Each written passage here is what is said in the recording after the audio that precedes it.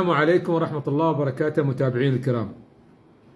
ما أعرف لمن أوجه هذه الرسالة، لكن المقطع اللي شفناه مهاجمة الكلاب لهذا الطالب حقيقة دمعت عيني، وأعتقد الكل شافه.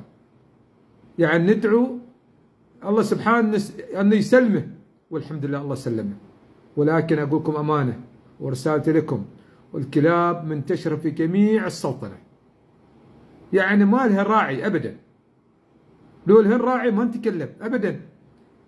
ناهيك عن المهاجمة وناهيك عن الروث وعن حالة غير حضارية إطلاقا.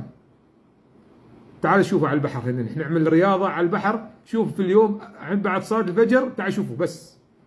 أرجو من المسؤولين يشوفوا بس، يعملوا دراسة. هذا خطيرات يا أخوان، أرجوكم رجاء يا رجاء، يعني عمل حل لهذا الموضوع. نحن مع الرفق بالحيوان، لكن هذا ما حيوان، هذا مؤذي وخطير لنا ولكم. فأرجو من الأخوة المسؤولين لهذا الموضوع التدخل في المواضيع. ما نريد باكر واحد من أبنائنا أو إخواننا أو خواتنا أو بناتنا أو أنفسنا نتأذى منها وراء الكلاب، والسبب نقول والله الرفق بالحيوان. فندائي للجهة المختصة بهذا الموضوع، ما أعرف حقيقة أي جهة تدخل فيها. بارك الله فيكم.